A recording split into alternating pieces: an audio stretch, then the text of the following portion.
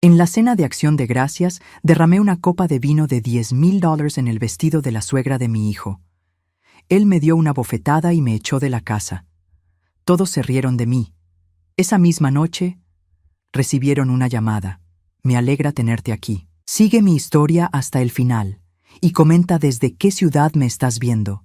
Así podré ver hasta dónde ha llegado mi historia. Me llamo Irma y tengo 64 años. Nunca pensé que a mi edad estaría contando esta historia, pero necesito hacerlo porque lo que pasó esa noche de Acción de Gracias cambió mi vida para siempre. Era el 23 de noviembre cuando recibí la llamada de Michael, mi hijo. Su voz sonaba tensa, como siempre que me hablaba últimamente. «Mamá, Elena quiere que vengas a cenar mañana, pero por favor, no hagas nada raro. ¿Está bien?» Elena era su esposa desde hacía 8 años. Una mujer de 42 años que venía de una familia adinerada y que nunca había ocultado su desprecio por mis orígenes humildes. Para ella, yo era la suegra embarazosa que había criado a Michael en un barrio de clase trabajadora. «Claro, mi amor. ¿A qué hora quieren que llegue?» «A las 6. Y mamá, por favor usa algo presentable. Elena ha invitado a sus padres y algunos socios de mi empresa». Colgó sin despedirse. Me quedé mirando el teléfono, sintiendo esa familiar punzada en el pecho. Cuando Michael era pequeño, después de que su padre nos abandonara, solíamos hacer planes juntos para el Día de Acción de Gracias. Comprábamos un pavo pequeño en oferta y yo inventaba historias para hacerlo reír mientras cocinábamos. Ahora, a los 38 años, mi hijo me hablaba como si fuera una carga. El jueves llegué a su mansión en Westchester a las 6 en punto. La casa era impresionante, con columnas blancas y un jardín perfectamente cuidado. Yo había ayudado a pagar la cuota inicial vendiendo la casa donde Michael había crecido, pero él prefería olvidar ese detalle.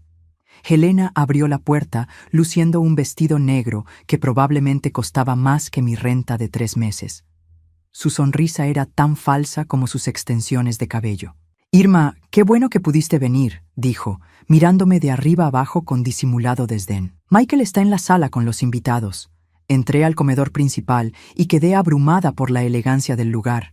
Una mesa de caoba brillante, cristalería fina, flores que parecían salidas de una revista.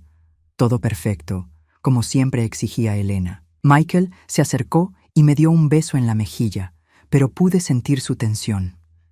«Mamá, ven. Quiero presentarte a algunos colegas».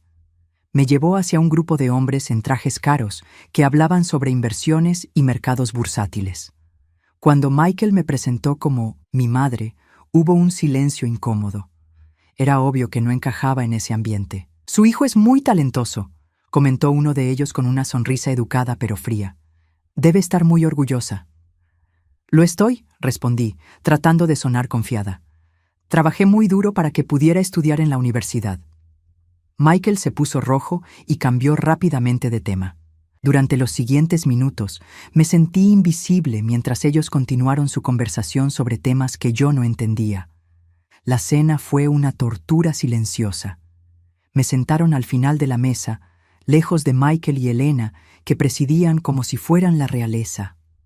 Los padres de Elena, personas mayores pero aún arrogantes, me ignoraron completamente. Cada vez que intentaba participar en la conversación, alguien cambiaba de tema o simplemente fingía no escucharme. Elena había preparado un menú elaborado: salmón ahumado, pavo relleno con castañas, acompañamientos gourmet que ni siquiera sabía pronunciar. Todo servido en vajilla de porcelana que costaba más que mi carro. «Irma, ¿cómo está tu trabajito en la cafetería?», preguntó Elena con una sonrisa venenosa, sabiendo perfectamente que había perdido ese empleo el mes anterior por recortes de personal. «Estoy buscando algo nuevo», respondí, tratando de mantener la dignidad. «Ah, qué lástima. A tu edad debe ser difícil conseguir trabajo», agregó con falsa compasión, provocando risitas discretas entre los invitados. Michael no dijo nada para defenderme. Simplemente siguió cortando su pavo como si no hubiera escuchado el comentario. El momento culminante llegó durante el postre. Elena se había puesto un vestido blanco de diseñador para el brindis final, algo que costaba $10,000, según había mencionado 3 veces durante la cena. Se veía radiante, perfecta, como una reina en su palacio. Yo estaba sentada en silencio, sintiéndome cada vez más pequeña, cuando Elena se levantó para proponer un brindis. Quiero agradecer a todos por acompañarnos en esta fecha tan especial. Estoy especialmente agradecida por mi maravilloso esposo Michael, quien ha construido un futuro brillante para nuestra familia. Todos levantaron sus copas. Yo también lo hice, intentando sonreír, pero mis manos temblaban ligeramente por los nervios y la humillación acumulada. Fue entonces cuando pasó. Al intentar levantar mi copa de vino tinto, mi mano temblorosa perdió el control. El líquido se derramó directamente sobre el vestido inmaculado de Elena, creando una mancha roja que se extendía por la tela como sangre. El silencio fue ensordecedor. Elena miró su vestido con horror. Luego me miró a mí con una furia que helaba la sangre. «Eres una idiota. Este vestido cuesta $10,000», gritó, su máscara de perfección finalmente cayendo. «Lo siento mucho. Fue un accidente», balbuceé, levantándome rápidamente para ayudar. Pero antes de que pudiera hacer algo, sentí el golpe. Michael se había levantado de su silla y me dio una bofetada que resonó por todo el comedor. El dolor físico fue nada comparado con la humillación. «¡Eres una vergüenza!», me gritó, su rostro deformado por la ira. «No puedo creer que seas mi madre. Sal de mi casa ahora mismo». Los invitados comenzaron a reírse. No era risa nerviosa o incómoda, era risa cruel, la risa de personas que se divertían viendo a alguien ser humillado. Los padres de Elena sonreían con satisfacción, como si finalmente hubieran visto confirmadas sus sospechas sobre mi clase social. «Váyase, señora», dijo el padre de Elena con desprecio. «Ya causó suficiente daño». Recogí mi bolso con manos temblorosas, las lágrimas quemando mis ojos, pero negándome a dejarlas caer frente a esa gente. Michael me siguió hasta la puerta, pero no para disculparse. «No vuelvas hasta que aprendas a comportarte como una persona civilizada», me dijo antes de cerrarme la puerta en la cara. Caminé hasta mi viejo carro bajo la lluvia fría de noviembre, cada paso más pesado que el anterior.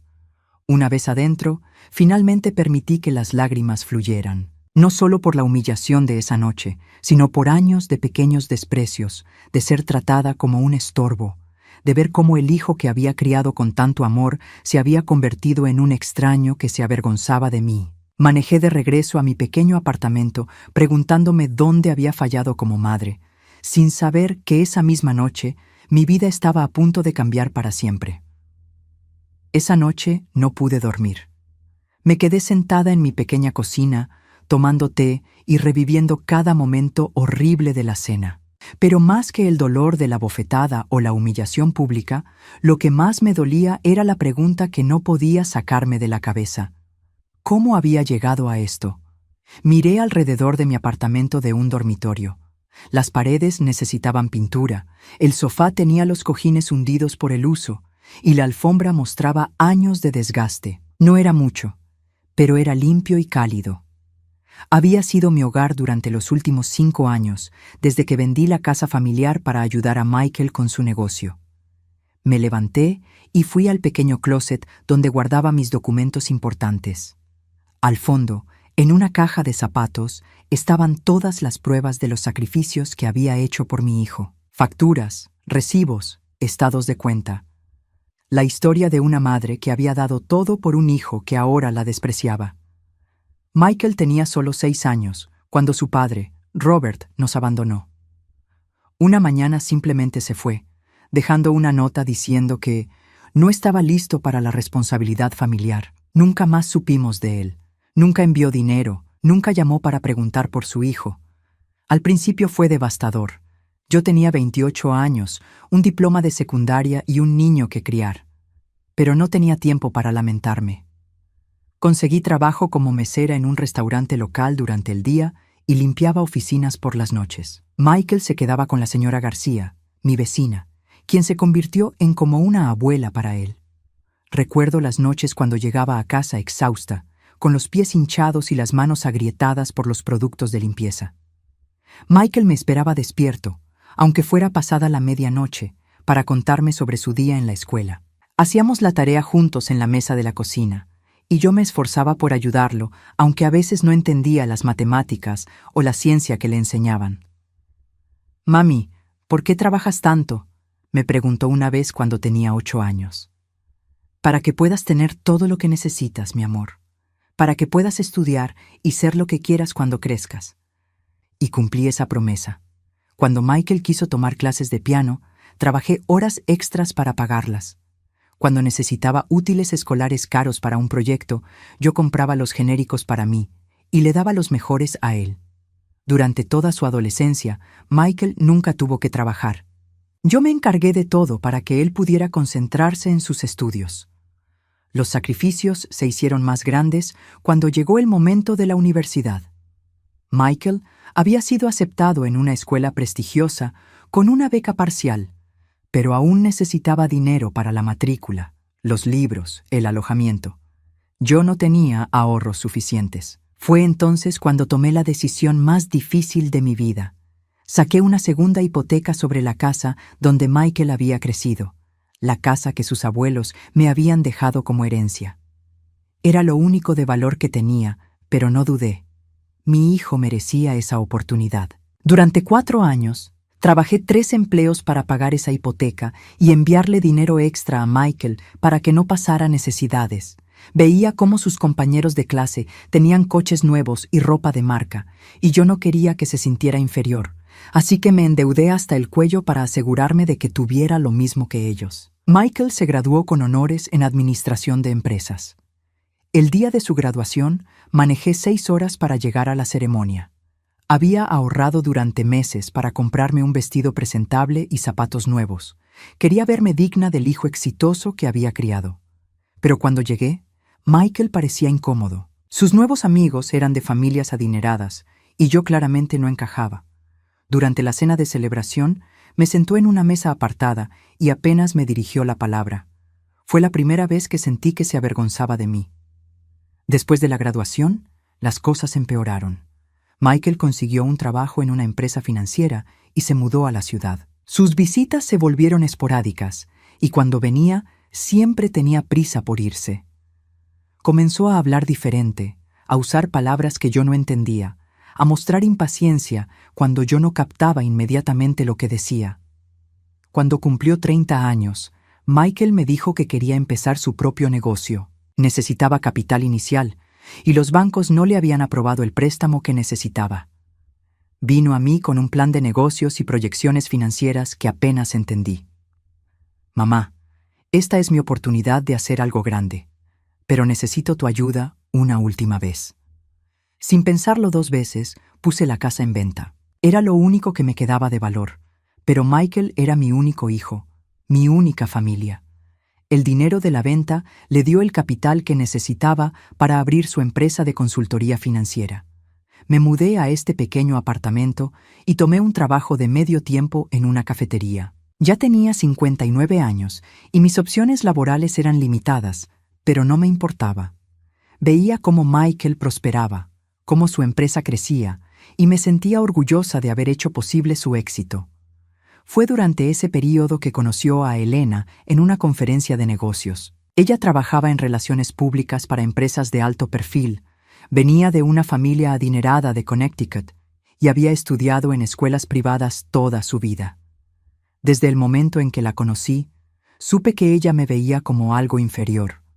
La primera vez que me invitó a cenar a su apartamento, me preguntó si sabía usar los cubiertos correctos. Durante la cena, me corrigió constantemente mi postura, mi forma de hablar, mis modales en la mesa.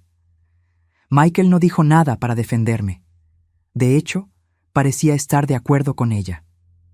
«Tu madre necesita refinarse un poco si va a formar parte de nuestro círculo social», le escuché decirle a Michael esa noche cuando pensaban que yo estaba en el baño. «Tienes razón, ha estado tanto tiempo en trabajos de servicio que se le nota». Sus palabras me dolieron más que cualquier bofetada. Mi propio hijo hablaba de mí como si fuera una vergüenza que necesitaba ser arreglada. Durante los 8 años de su matrimonio, fui gradualmente excluida de sus vidas. Las invitaciones a cenas familiares se volvieron esporádicas. Cuando nacieron mis nietos, Luke y Sophie, apenas me permitían verlos. Helena siempre tenía una excusa para mantenerme alejada, que los niños estaban enfermos, que tenían compromisos sociales, que era un mal momento. La ironía era que toda la vida de lujo que Michael y Helena disfrutaban había sido posible gracias a los sacrificios que yo había hecho. La casa, el negocio, las escuelas privadas de los niños, todo había sido financiado inicialmente con el dinero de la venta de mi casa familiar. Pero ellos preferían olvidar ese detalle. Ahora, sentada en mi cocina a las 3 de la madrugada, revisando todas esas facturas y recibos que documentaban años de sacrificio, me di cuenta de algo doloroso. Había criado a un hijo que se avergonzaba de sus orígenes, que veía mi amor como una debilidad y mis sacrificios como algo vergonzoso. Me serví otra taza de té y miré por la ventana hacia la madrugada gris. Mañana tendría que levantarme, buscar otro trabajo, continuar con mi vida pequeña y silenciosa. Pero por primera vez en años, me preguntaba si valía la pena seguir luchando por mantener una relación con un hijo que claramente deseaba que yo desapareciera de su vida. No tenía idea de que en menos de 12 horas todo iba a cambiar de una manera que nunca habría podido imaginar. El viernes amaneció gris y frío, igual que mi estado de ánimo. Me levanté a las 6 de la mañana, como siempre, aunque ya no tenía trabajo al que ir.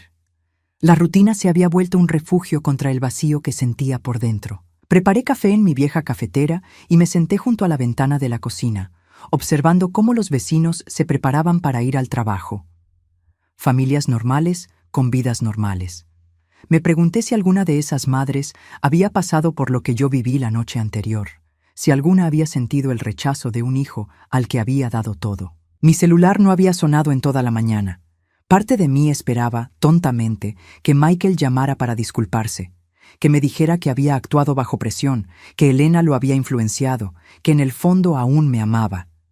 Pero el teléfono permanecía en silencio, tan silencioso como había estado durante los últimos meses. Alrededor de las 2 de la tarde, decidí salir a caminar. Necesitaba aire fresco y distraerme de mis pensamientos oscuros. El parque cerca de mi apartamento estaba casi vacío debido al frío. Me senté en un banco y observé a una anciana alimentando palomas. Se veía tranquila, en paz consigo misma. Me pregunté si yo alguna vez volvería a sentir esa paz. Cuando regresé a casa, eran casi las 5 de la tarde. Había decidido que era hora de enfrentar la realidad. Mi relación con Michael había terminado. No podía seguir aferrándome a la esperanza de que las cosas cambiaran. Era hora de reconstruir mi vida, de encontrar un propósito que no dependiera de un hijo que ya no me quería. Estaba preparando una cena sencilla cuando sonó el teléfono. El número era desconocido, con área de la ciudad. Normalmente no contestaba llamadas de números que no reconocía, pero algo me impulsó a responder. ¿Señora Irma Rodríguez? Sí, soy yo. Habla Jonathan Miller. Soy abogado de la firma Whitman & Associates. ¿Podría confirmar que usted es hija de Carmen Rodríguez, nacida Carmen Vázquez? Mi corazón se aceleró. Mi madre había muerto hacía 15 años. No entendía por qué un abogado preguntaba por ella ahora. Sí, Carmen era mi madre. ¿Pasó algo? Señora Rodríguez, necesito informarle sobre el fallecimiento de la señora Esperanza Vázquez Montenegro. Creemos que era familiar suya. El nombre me resultó vagamente familiar, pero no podía ubicarlo. Mi madre rara vez hablaba de su familia. Sabía que tenía parientes lejanos, pero nunca los había conocido. No estoy segura de conocer ese nombre, admití. Señora Vázquez Montenegro era la tía abuela de su madre, hija del hermano mayor de su bisabuelo. Murió la semana pasada a los 91 años, sin descendencia directa. Esperanza Vázquez Montenegro. De repente, un recuerdo borroso vino a mi mente. Mi madre mencionando una vez a una tía lejana que se había casado con un hombre adinerado y se había mudado a Europa después de la guerra. Pero había sido solo una historia pasajera, una de esas anécdotas familiares que se mencionan una vez y se olvidan. Señor Miller, no entiendo por qué me llama a mí. Señora Rodríguez, la señora Vázquez Montenegro la nombró como su única heredera en su testamento. Aparentemente, había estado siguiendo su vida a través de un investigador privado durante años. Las palabras no tenían sentido. Dejé caer el tenedor que tenía en la mano. ¿Perdón? Entiendo que es una sorpresa. La señora Vázquez Montenegro nunca se casó ni tuvo hijos. Según sus instrucciones, había estado buscando al único descendiente vivo de su familia en América. La encontró a usted hace varios años. Mi mente luchaba por procesar la información. Una tía abuela que nunca conocí, que había estado observando mi vida desde las sombras, que me había dejado una herencia. ¿Qué tipo de herencia?, pregunté con voz temblorosa. Preferimos discutir los detalles en persona. ¿Podría venir a nuestras oficinas mañana por la mañana? Están en el centro, en el edificio Chrysler. Sí, supongo que sí. Excelente. ¿10 de la mañana le parece bien? Y señora Rodríguez, le sugiero que venga sola. Este tipo de asuntos requieren privacidad. Después de colgar, me quedé sentada en mi cocina, completamente aturdida. Una herencia. De una pariente que nunca conocí, pero que aparentemente sabía de mi existencia. Era tan surreal que por un momento pensé que tal vez era una estafa. Pero algo en la voz del abogado, en la profesionalidad de la llamada, me decía que era real. Busqué en Internet la firma Whitman & Associates. Era legítima, prestigiosa, con oficinas en Manhattan y clientes de alto perfil. Esa noche apenas pude dormir. Mi mente saltaba entre la emoción y la incredulidad. Durante 64 años había vivido creyendo que estaba sola en el mundo, que no tenía más familia que Michael. Y ahora descubría que había tenido una tía abuela millonaria que había estado observando mi vida desde lejos. ¿Qué habría visto en mí que la había motivado a dejarme una herencia? ¿Habría sabido sobre mis luchas, sobre los sacrificios que había hecho por Michael? ¿Habría conocido la historia de mi vida mejor que mi propio hijo? El sábado por la mañana me levanté temprano y elegí mi mejor vestido, el mismo que había usado para la graduación de Michael. Era negro, sencillo pero elegante, y yo no quería llegar a esa cita luciendo como la mujer derrotada que me había sentido las últimas 24 horas. Las oficinas de Whitman & Associates ocupaban todo el piso 40 del edificio Chrysler. La recepcionista, una mujer joven y profesional, me guió hasta una sala de conferencias con ventanas que daban a toda la ciudad. Jonathan Miller era un hombre de unos 50 años, canoso, con la apariencia seria pero amable que esperarías de un abogado exitoso. Señora Rodríguez, gracias por venir. Sé que esto debe ser muy confuso para usted. Es inesperado, admití, sentándome en la silla que me ofreció. Miller abrió un archivo grueso y sacó varios documentos. Permítame explicarle la situación. Esperanza Vázquez Montenegro emigró a Francia en 1954, donde se casó con un industrial francés, Henri Montenegro. Cuando él murió en 1978, le dejó una fortuna considerable. Ella invirtió sabiamente y multiplicó esa riqueza durante las siguientes décadas. Me mostró fotografías de una mujer elegante en lo que parecían eventos sociales europeos. Tenía los ojos de mi madre, los mismos pómulos altos. Hace 8 años contrató a un investigador privado para encontrar a cualquier familiar vivo en América. Usted fue la única descendiente directa que encontraron. ¿Por qué esperó tanto tiempo para contactarme? Miller sonrió ligeramente. Según sus instrucciones, quería asegurarse de que usted fuera digna de la herencia.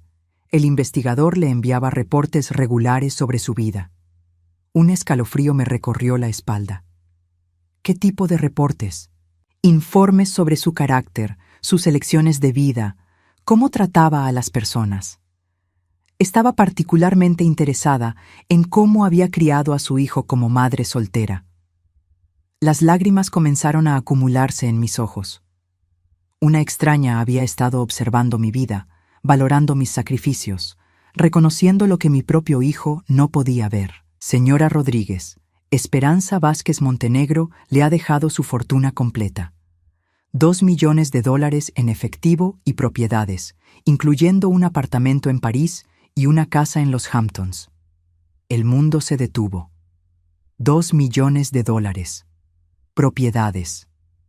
De repente, la mujer que había sido humillada y golpeada por su propio hijo se había convertido en millonaria. Hay una condición, continuó Miller. El dinero viene con una carta que escribió para usted antes de morir. Está sellada y solo puede ser abierta por usted. Me entregó un sobre de papel crema, pesado, con mi nombre escrito en una caligrafía elegante y antigua. Con manos temblorosas, abrí el sobre y comencé a leer. Querida Irma, si estás leyendo esto, significa que finalmente nos hemos conocido, aunque sea después de mi muerte. He seguido tu vida durante años y he visto en ti a la mujer fuerte que nuestra familia siempre ha producido. Has enfrentado la adversidad con dignidad, has sacrificado tu propia comodidad por el bien de tu hijo y has mantenido tu integridad incluso cuando otros no te han valorado como mereces. Este dinero no es caridad, es reconocimiento. Úsalo para vivir la vida que mereces, con la dignidad que siempre has tenido, pero que tal vez otros no han sabido ver. Cuando terminé de leer, las lágrimas corrían libremente por mis mejillas. Por primera vez en años, alguien había visto mi valor. Alguien había reconocido que mi vida tenía significado. ¿Cuándo puedo acceder a los fondos?, pregunté, mi voz apenas un susurro. Los papeles están listos. El dinero puede estar en su cuenta el lunes por la mañana. Salí de esa oficina sintiéndome como si caminara en un sueño. En el elevador vi mi reflejo en las puertas metálicas. Seguía siendo la misma mujer de 64 años, pero algo había cambiado en mis ojos. Por primera vez en mucho tiempo, había esperanza. Cuando llegué a casa, mi teléfono tenía 15 llamadas perdidas, todas de Michael. La noticia había llegado hasta él, aunque no sabía cómo. Tal vez a través de contactos en el mundo financiero, tal vez porque el abogado había intentado localizarme a través de él primero. No importaba. Lo que importaba era que Michael había descubierto que su madre, la mujer a quien había abofeteado y humillado públicamente, acababa de heredar una fortuna. Decidí no contestar las llamadas. No todavía. Primero necesitaba procesar lo que había pasado, planear lo que haría después. Por primera vez en décadas, el poder estaba en mis manos. El lunes por la mañana me desperté en un mundo completamente diferente. El dinero había llegado a mi cuenta tal como prometió el abogado Miller. $2 millones. Una cantidad que nunca había soñado poseer, pero que ahora era mía. Me quedé sentada en la cama, mirando el estado de cuenta en mi teléfono. Los números eran reales. Esto no era un sueño. Por primera vez en mi vida adulta, no tendría que preocuparme por el dinero. No tendría que elegir entre pagar la renta o comprar medicinas. No tendría que aceptar trabajos humillantes solo para sobrevivir. Mi teléfono había sonado constantemente durante el fin de semana. Michael, Helena, incluso números que no reconocía. Había ignorado todas las llamadas. Necesitaba tiempo para pensar, para planear mi siguiente movimiento.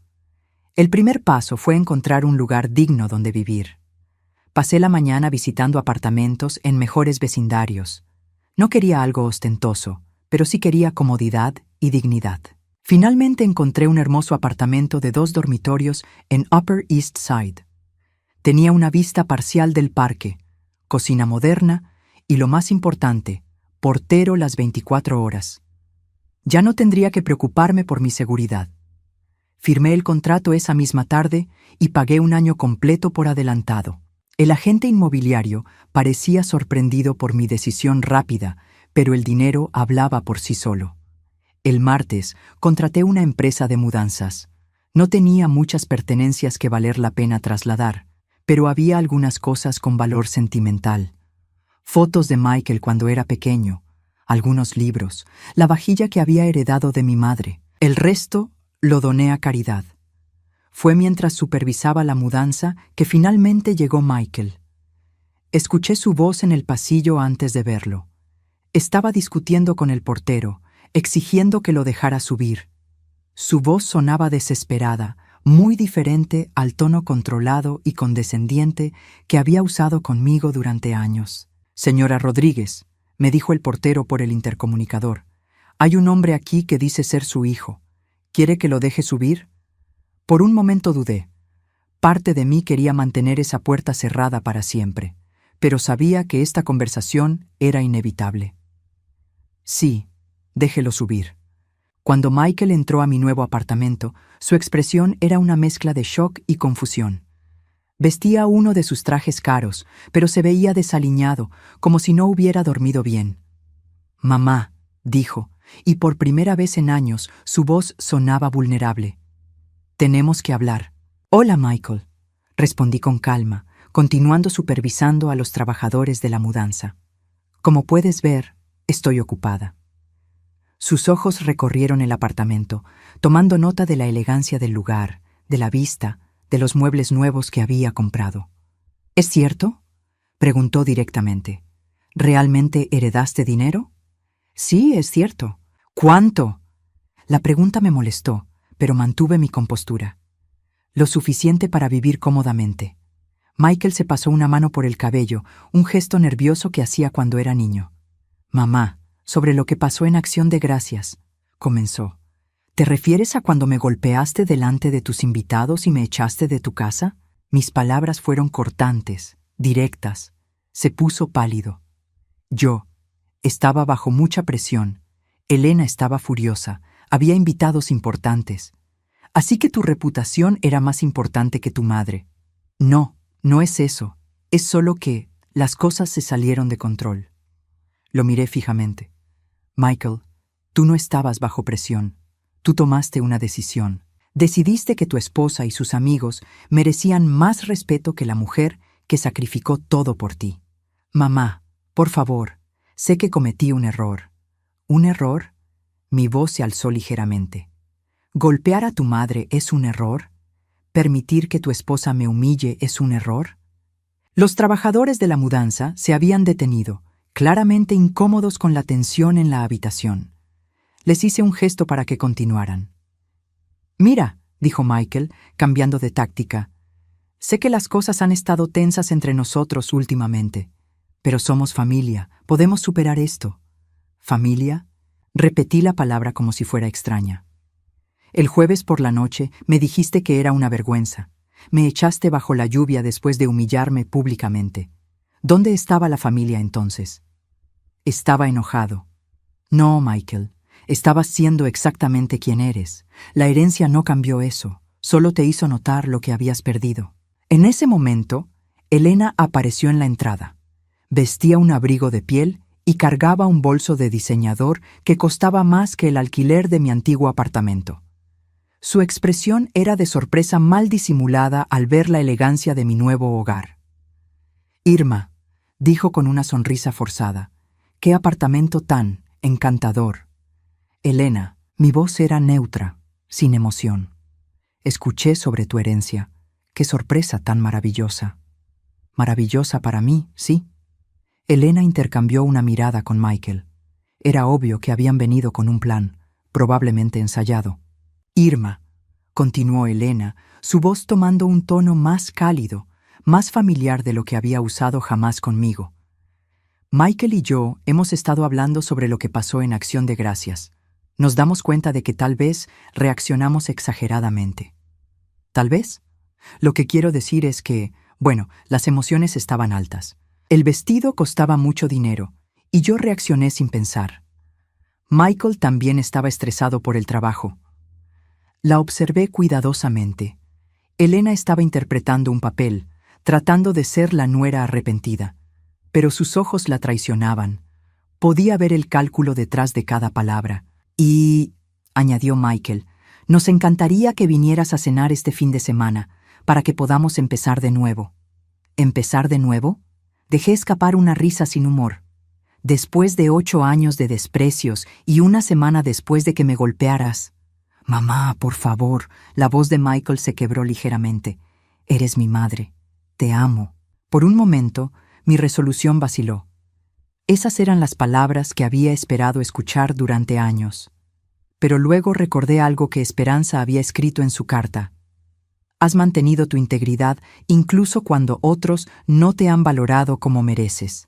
«Michael», dije suavemente, «si me amaras, no habrías esperado a que heredara dinero para recordarlo». «Eso no es justo». protestó Elena. Michael siempre te ha amado. Solo que, bueno, a veces el amor se expresa de maneras complicadas. La miré directamente. ¿Golpear a tu madre es una expresión complicada de amor? Elena se puso incómoda. Irma, creo que estás siendo un poco dramática. ¿Dramática? Sentí como la vieja ira empezaba a hervir en mi pecho. Elena, tú orquestaste mi humillación durante años. Me trataste como si fuera una sirvienta en la casa que mi dinero ayudó a comprar. Y ahora que tengo recursos propios, de repente soy digna de respeto. Eso no es cierto, dijo Michael débilmente. ¿No? Saqué mi teléfono y busqué algo que había guardado. El mes pasado, cuando te pedí prestado dinero para el dentista, me dijiste que necesitaba aprender a administrar mejor mi dinero. La semana anterior, cuando sugerí que podríamos almorzar juntos, Elena dijo que estaban demasiado ocupados con gente importante. Los cité textualmente y vi cómo ambos se ponían incómodos al recordar sus propias palabras. Las cosas eran diferentes entonces, murmuró Michael. Sí, lo eran. Entonces era una mujer mayor pobre y sin recursos. Ahora soy una mujer mayor con $2 millones. La única diferencia es mi cuenta bancaria. El apartamento se quedó en silencio, excepto por el ruido de los trabajadores de mudanza en la habitación contigua. ¿Qué quieres que hagamos?, preguntó finalmente Elena, su máscara de falsa dulzura comenzando a resquebrajarse. Quiero que se vayan, dije calmadamente. Quiero que me dejen vivir mi nueva vida en paz. Mamá, Michael se acercó a mí. No puedes hablar en serio. Somos tu familia. Mi familia, repetí. Fueron las personas que me apoyaron cuando no tenía nada. La señora García, que cuidó de ti cuando yo trabajaba 2 empleos. Los compañeros de trabajo que me prestaron dinero cuando estaba corta. Las amigas que me escucharon llorar cuando te avergonzabas de mí. Yo nunca me avergoncé de ti. Michael, hace una semana me golpeaste porque derramé vino en un vestido. Hace 3 meses me dijiste que no podía venir a la obra escolar de Sophie porque no encajaba con los otros padres. El año pasado, cuando cumplí 63 años, ni siquiera me llamaste. Cada palabra era un golpe preciso y vi cómo Michael se encogía con cada una. «Podemos cambiar», dijo desesperadamente. «Dame una oportunidad de arreglar las cosas». Por un momento lo consideré. Este era mi hijo, el niño que había criado, el pequeño que solía esperarme despierto sin importar qué tan tarde llegara del trabajo. Pero luego pensé en los años de humillaciones, en la frialdad gradual, en la bofetada que aún podía sentir en mi mejilla. «Michael», dije finalmente, «si quieres una relación conmigo, tendrá que ser bajo mis términos. Y el primer término es que me respetes, tenga dinero o no». «Por supuesto», dijo rápidamente. «Te respeto». «No, no me respetas, pero tal vez puedas aprender a hacerlo». Elena se había mantenido callada durante este intercambio, pero pude ver la frustración creciendo en su rostro. No había conseguido lo que vinieron a buscar. «Bien», dijo finalmente con voz tensa. «Creo que todos necesitamos tiempo para procesar esta situación nueva». «Creo que tienes razón», acordé. «Tómense todo el tiempo que necesiten». Después de que se fueron, me senté en mi nueva sala, rodeada de cajas y muebles nuevos. Fuera, la ciudad se extendía ante mí como un mapa de posibilidades infinitas. Por primera vez en años, tenía el poder de elegir cómo quería vivir mi vida. Y esa elección ya no dependía de la aprobación de nadie más. Los siguientes 3 meses fueron los más transformadores de mi vida. No solo físicamente, aunque comprar ropa nueva y arreglarme el cabello en un salón de verdad me había hecho sentir como una persona completamente diferente. El cambio más profundo era interno. Por primera vez desde que Michael era pequeño, mis decisiones no dependían de nadie más. Decidí usar mi nueva posición de manera estratégica. No quería venganza en el sentido cruel de la palabra, pero tampoco iba a permitir que Michael y Elena continuaran con sus vidas como si nada hubiera pasado. Quería que entendieran el valor de lo que habían perdido. Mi primer movimiento fue sutil pero efectivo. Westchester, donde vivían Michael y Elena, tenía una sociedad muy cerrada. Las mismas familias adineradas se movían en los mismos círculos, asistían a los mismos eventos, pertenecían a los mismos clubes. Helena había trabajado duro para asegurar su lugar en esa jerarquía social. Usando mi nueva dirección en Upper East Side y algunas referencias estratégicas del abogado Miller, logré obtener membresía en el Westchester Country Club. Era el mismo club donde Helena había intentado durante años conseguir una membresía completa, pero solo había logrado acceso como invitada ocasional a través de los contactos de Michael. La primera vez que aparecí en el club, vestida con un elegante conjunto de Carolina Herrera y acompañada por Margaret Whitfield, una mujer mayor que había conocido en mi nuevo edificio y que resultó ser de una familia prominente, el efecto fue inmediato. Vi cómo Helena me vio desde el otro lado del comedor, su rostro palideciendo cuando se dio cuenta de que yo estaba sentada en la mesa principal mientras ella permanecía en el área general. ¿No es esa tu suegra? Escuché que alguien le preguntó. «Ex-suegra», corrigió Helena rápidamente, pero su voz sonaba tensa. Margaret, que había sido informada discretamente sobre mi situación, hizo su parte perfectamente. «Irma es una mujer fascinante», le dijo en voz alta a la señora Patterson, que estaba sentada en la mesa de al lado. Heredó una fortuna considerable de familia europea. Es tan refrescante conocer a alguien con clase real, no como estas nuevas adineradas que no saben comportarse. El comentario fue claramente dirigido hacia Helena y todos en el área lo entendieron. Vi cómo Helena se encogía en su silla. Pero mi estrategia más efectiva involucró el negocio de Michael. Durante años había escuchado sus conversaciones telefónicas sobre clientes, contratos, la importancia de las conexiones sociales en su campo. Michael se especializaba en asesoría financiera para familias adineradas y gran parte de su éxito dependía de su reputación y conexiones. A través de Margaret y otros contactos que hice en el club, comencé a conocer a las esposas de algunos de los clientes más importantes de Michael. No dije nada directamente contra él, pero mi simple presencia contaba una historia. Aquí estaba la madre que había sido humillada públicamente por su propio hijo, ahora elegante, digna, claramente adinerada. Es terrible cuando los hijos se olvidan de quienes los criaron, comentó la señora Morrison durante un almuerzo benéfico. Mi marido siempre dice que puedes juzgar el carácter de un hombre por cómo trata a su madre. Estas conversaciones llegaban inevitablemente a los oídos de sus esposos y gradualmente Michael comenzó a perder clientes. No de manera dramática, pero lo suficiente para que se diera cuenta. Los contratos que esperaba renovar no se materializaban. Las referencias que normalmente recibía se secaron. Su reputación, construida cuidadosamente durante años, comenzó a erosionarse. Helena también sintió las consecuencias. Las invitaciones a eventos sociales se volvieron menos frecuentes. Las amigas que solía ver para almorzar estaban demasiado ocupadas.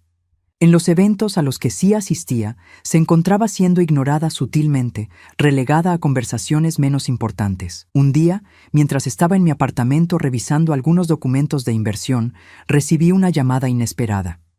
«Señora Rodríguez, habla David Patterson de Patterson & Associates». Reconocí el nombre. Era uno de los clientes más importantes de Michael, un hombre cuya esposa había conocido en el club. «Señor Patterson, ¿en qué puedo ayudarlo? Entiendo que recientemente heredó una cantidad considerable y podría estar buscando asesoría de inversión». Era interesante. Patterson había sido cliente de Michael durante 5 años, pero ahora me contactaba directamente a mí. «Es posible», respondí cuidadosamente. «Me gustaría invitarla a almorzar para discutir algunas oportunidades. He escuchado que es una mujer de buen juicio». El almuerzo fue revelador. Patterson no solo quería manejar mis inversiones, sino que me confesó que había perdido confianza en Michael después de escuchar rumores sobre cómo trataba a su familia. «Un hombre que no respeta a su madre difícilmente respetará a sus clientes», me dijo directamente. «Mi esposa quedó muy impresionada con usted en el club. Dice que es obvio que es una mujer de clase y dignidad». No firmé con Patterson ese día, pero la conversación me confirmó que mi estrategia estaba funcionando. La reputación de Michael se estaba desmoronando. No por nada que yo hubiera hecho directamente, sino simplemente por mi presencia en los círculos donde él necesitaba mantener respeto. Fue alrededor de esa época que Michael comenzó a llamarme con más frecuencia. Sus mensajes de voz sonaban cada vez más desesperados. Mamá, por favor llámame. Necesitamos hablar. Mamá, creo que hay un malentendido. La gente está diciendo cosas. Mamá, mi negocio está sufriendo. No sé qué está pasando, pero necesito tu ayuda. Escuchaba los mensajes, pero no respondía. Quería que sintiera la incertidumbre, la pérdida de control que yo había sentido durante años. Elena también intentó contactarme, pero de manera más indirecta. Comenzó a aparecer en lugares donde sabía que yo podría estar. El club, ciertas tiendas en el Upper East Side, eventos benéficos, siempre con una sonrisa forzada, siempre tratando de iniciar conversaciones casuales. Irma, qué coincidencia verte aquí, me dijo una tarde en Bergdorf Goodman, donde estaba comprando un vestido para un evento en el museo. Elena, respondí cortésmente, continuando con mis compras. Te ves muy bien. Ese color te favorece. Era un intento patético de camaradería, considerando que durante años me había criticado sutilmente cada aspecto de mi apariencia. Gracias. Escucha, dijo, bajando la voz. Creo que hay algunos malentendidos circulando. Sobre Michael, sobre nosotros. La gente a veces exagera las cosas. ¿Qué tipo de malentendidos? Bueno, algunos dicen que Michael te trató mal, pero tú sabes que él te ama. Solo que, a veces las familias tienen desacuerdos. ¿Desacuerdos? La miré directamente. Elena, tu esposo me golpeó delante de tus invitados. ¿Tú te reíste? Se puso pálida. Eso fue. Las emociones estaban altas. Las emociones no justifican la violencia. Por supuesto que no. Lo que quiero decir es que Michael se arrepiente profundamente. Hemos estado en terapia, trabajando en nuestros problemas de comunicación. Era una mentira obvia, pero interesante que sintiera la necesidad de inventarla. Me alegra escuchar eso, dije, recogiendo mis compras. Espero que les ayude. Irma, wait. Me detuvo cuando me dirigía hacia la salida. ¿Podríamos tomar café algún día? Para hablar apropiadamente. No creo que sea necesario, Elena. Por favor, por Michael, por los niños. Ellos preguntan por su abuela. Ese último comentario me dolió. Luke y Sophie, mis nietos, habían sido utilizados como armas en esta guerra familiar, pero no iba a permitir que Elena manipulara mis emociones. Si Michael quiere que vea a mis nietos, puede llamarme directamente, pero no a través de ti. Esa noche, Michael sí me llamó. Mamá, por favor, necesitamos hablar. Cara a cara. Su voz sonaba quebrada, desesperada. Por primera vez, sonaba como el niño que solía ser cuando tenía miedo o estaba confundido. ¿Qué quieres discutir, Michael? Todo. Mi comportamiento, el negocio, los niños. Mamá, estoy perdiendo todo. Cuéntame qué está pasando. Los clientes se están yendo. Las referencias se han secado. La gente dice cosas sobre cómo trato a mi familia. ¿Y cómo tratas a tu familia? Hubo una larga pausa. Me he dado cuenta de que tal vez no he sido el hijo que debería haber sido. Era la admisión más honesta que había escuchado de él en años. ¿Qué quieres de mí, Michael? Una oportunidad, solo una oportunidad de arreglar las cosas. No por el dinero, se apresuró a añadir. Por nosotros, por la familia. Consideré su petición. Había logrado lo que quería, que entendiera las consecuencias de sus acciones. Pero la pregunta era si realmente había aprendido algo o si simplemente estaba asustado por las repercusiones financieras. Michael, dije finalmente, si realmente quieres arreglar las cosas, vas a tener que hacer más que pedir perdón. Vas a tener que demostrar que has cambiado. ¿Cómo? Dime qué hacer. Primero, terapia. Real. No la mentira que Elena le dijo a la gente. Terapia individual para trabajar en por qué pensaste que era aceptable tratarme como lo hiciste. Está bien. Segundo, quiero una disculpa pública. No necesito que pongas un anuncio en el periódico, pero quiero que las mismas personas que presenciaron mi humillación sepan que reconoces que estuviste mal. Mamá, esas son mis condiciones, Michael. Si no puedes cumplirlas, entonces no tenemos nada más que discutir. Hubo otro silencio largo. Está bien, dijo finalmente. Lo haré. Pero sabía que las palabras eran fáciles. La verdadera prueba sería ver si realmente lo haría, y si lo haría por las razones correctas. Un año después de aquella horrible noche de Acción de Gracias, me encontré nuevamente preparando una cena festiva. Pero esta vez, las circunstancias eran completamente diferentes. Mi nuevo apartamento estaba decorado con elegancia, pero calidez. Había contratado a una chef profesional para preparar la comida, no porque no pudiera hacerlo yo misma, sino porque finalmente podía permitirme ese lujo. La mesa estaba puesta para 8 personas. Había invitado a Margaret y su esposo, a la señora García que había cuidado de Michael cuando era pequeño, a 2 amigas nuevas que había hecho en mi clase de pintura y por primera vez en años a mis nietos Luke y Sophie. Michael había cumplido con mis condiciones, aunque había tomado meses. La terapia había sido real, dolorosa, pero necesaria. El terapeuta me había pedido que asistiera a algunas sesiones, donde Michael había tenido que enfrentar no solo sus acciones recientes, sino patrones de comportamiento que se habían desarrollado durante años. No me di cuenta de cuánto había internalizado la actitud de Elena hacia ti, me había confesado durante una de esas sesiones.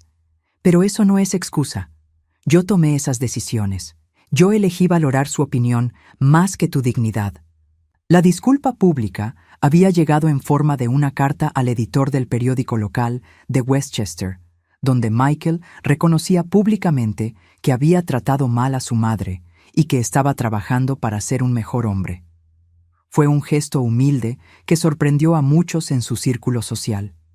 Pero el cambio más significativo no había venido de Michael, sino de mi propia transformación.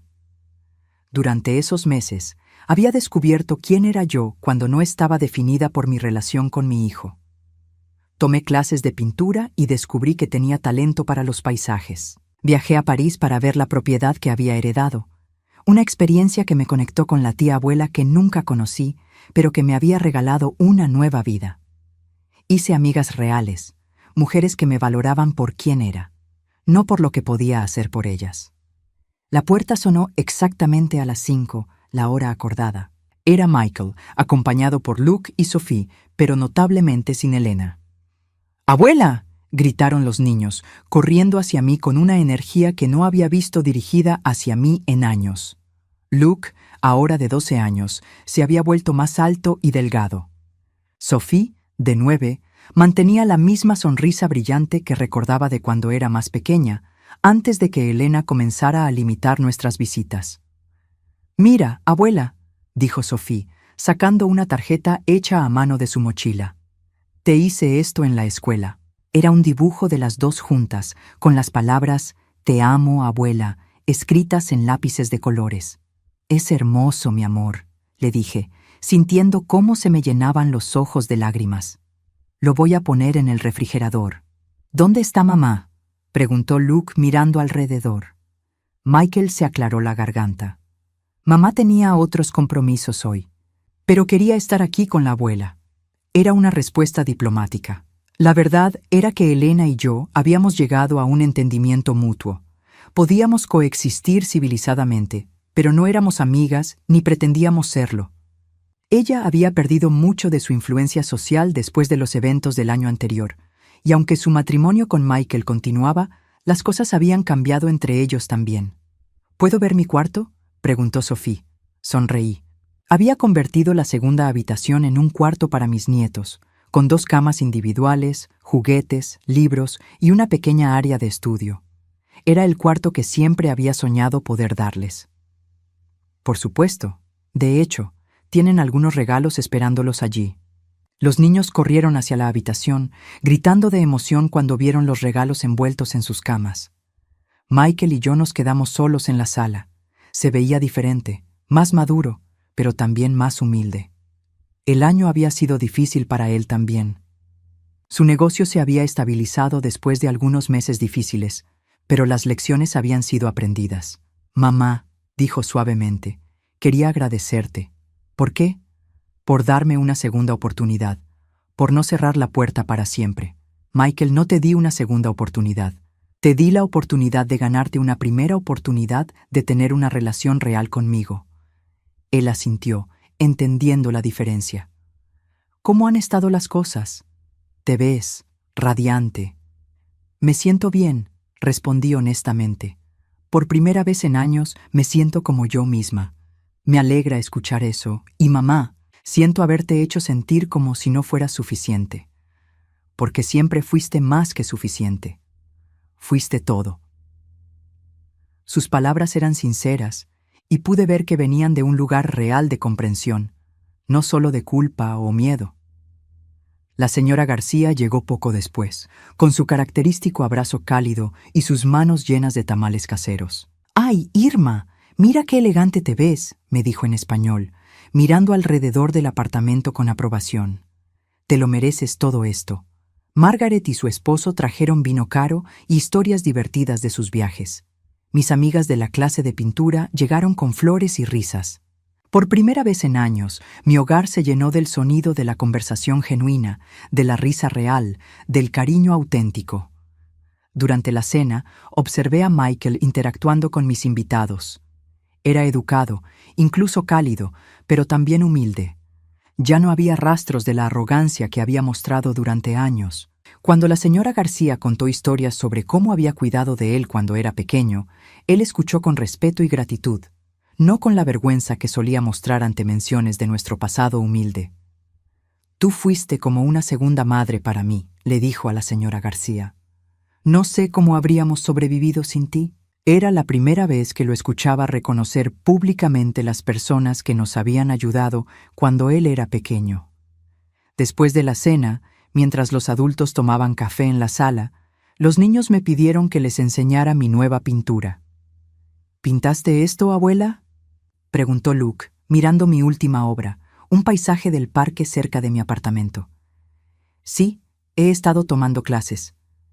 «Es hermoso», dijo Sophie. «¿Me puedes enseñar?» «Por supuesto, mi amor».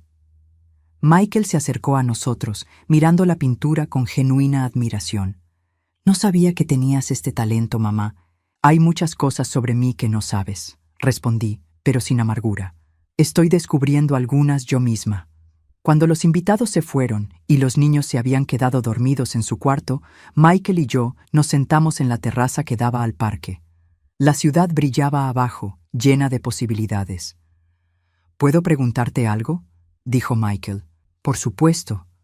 ¿Alguna vez me perdonarás realmente? No solo me tolerarás o me darás oportunidades por los niños, sino que realmente me perdonarás». Fue una pregunta difícil, pero merecía una respuesta honesta. «Michael, el perdón no es algo que se otorga una vez y ya está. Es algo que construimos día a día, con acciones consistentes. Tú has dado pasos importantes este año, pero construir confianza toma tiempo. Lo entiendo. Pero puedo decirte esto. Por primera vez en años, cuando te miro, veo a mi hijo. No al extraño que se había vuelto, sino al hombre bueno que criamos entre la señora García y yo». Se le llenaron los ojos de lágrimas.